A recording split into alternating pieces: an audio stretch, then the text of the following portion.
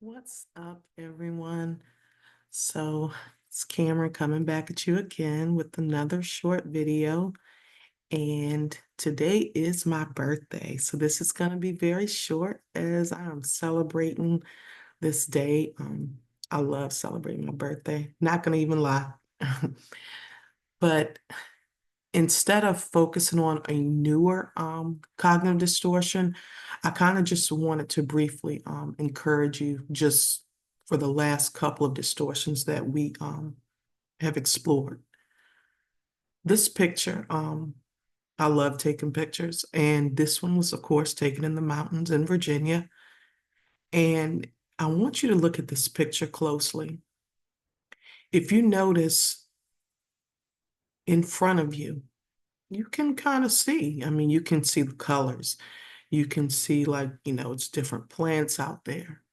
Now, what happens if we go a little further? Things become a little unclear. We can't really make out. We know what it is, but there's some uncertainty of what may lie ahead, right? Cognitive distortions aren't any different. We end up coming up with thoughts, and before you know it, we spiral into a pattern of perceiving, others around us and even ourselves in a different way that does not align with truth. And like I told you in the past videos, that's where it can become concerning. Now we look at this picture again, which also brings me back to why I always encourage everyone to just remain in the present. Before you, it's a lot clearer in this picture, what is right there in front of you. But no different than the mind, when we attempt to go too far ahead, we journey into a place unknown. So because it's unknown and because we have uncertainties, then we attempt to write a narrative. And the sad thing is the majority of the time it's false, which only increases anxiety and stress. Because I told you the other day, we go too far in the future, increases our anxiety. We turn around too much, looking what's behind us, and it can definitely increase those depressive symptoms. So we just want to maintain in that present, right?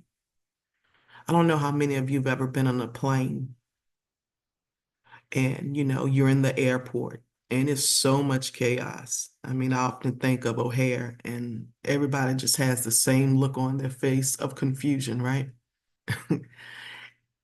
But as you begin to elevate and you go to a higher elevation, when you're in that plane and you look down, suddenly all of the chaos that you just left, everything looks in order. It's almost like it was drawn, right? It's this perfect picture. And you're like, man, yeah, but what I'm leaving down there does not look like that down there when I'm in the midst of it. That's the way our thoughts can be. So no different than these mountains. Like I said, we can see what is right there before us. We can see the colors and everything clearly. But if we just step into the unknown and we're just going through the weeds and stepping over all of this and going through all these different forests, before you know it, you can become lost. I hope that makes sense because we do the same thing in the mind, right? We become so lost in thoughts that don't always serve us well. And we become so consumed with them that they do become our reality. And so we forget about the order and true safety that we can find in being in the present and understanding that I don't have any control over what's to come. I know what I would like to happen, but I really don't have control over a lot of those things. I really can't say with certainty that this is what will happen. Just a different way to look at it, just a different way to approach these irrational and cognitive distortions. I hope that all of you have a wonderful Friday. I hope that you have a great weekend. And I'll be back next week. And next week, we're going to start exploring, jump into conclusions, the deception of mind reading, and just trying to be a fortune teller. That'll be a fun one. Talk to you soon.